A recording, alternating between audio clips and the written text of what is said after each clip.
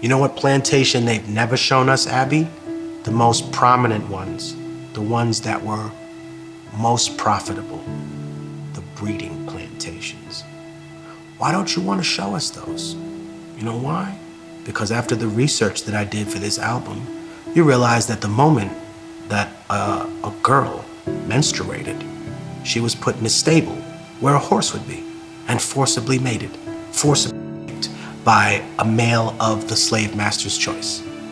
And when she had children, they weren't called children, they were called a litter of pups.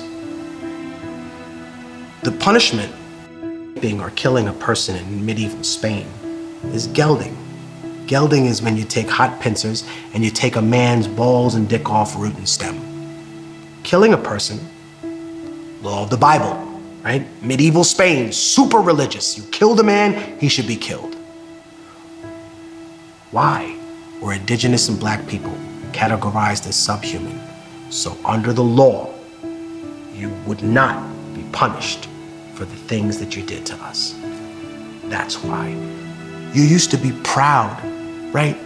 You used to be proud, white America, of murder. You used to be proud of colonization. You used to, wow, that made us tough. And then you got ashamed of it. And that's what you're dealing with. That's what America's dealing with, a schizophrenic crisis. There's a British manual, right, that was taken out of the British Museum because within the manual, it talked about how it was a weapon of war that should be used against the indigenous population. You're ashamed of that now. You're ashamed, right? Who was Christopher Columbus? His image has been so whitewashed, but he was trafficking little girls on an island. Who does that sound like, huh? All you right-wing defenders of Christopher Columbus and his legacy, he was trafficking 9-year-old indigenous girls on an island. Who does that remind you of, you intellectual coward? Just because liberals are dog shit doesn't mean that you shake hands with the devil. Right? The same way I tell people all the time who are white working class people who hear about reparations for black people and automatically get upset. You know, they hear the word Africa and they're furious already. But the problem is this, the money doesn't come from you. No, it comes from the financial institutions that banked and built their stock exchange on labor, on the payback that they got from slavery, because reparations is not actually what African people are asking for in this country. African American people are asking for the other half of reparations. You see, America already paid reparations at the end of the Civil War to slave owners. They gave them money per black person that they let free.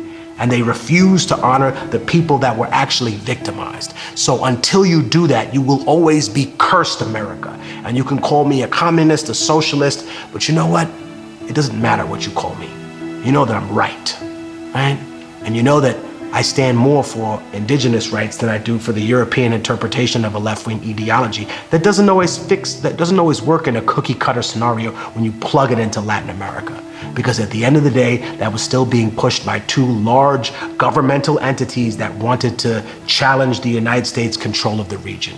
We're tired of being pawns.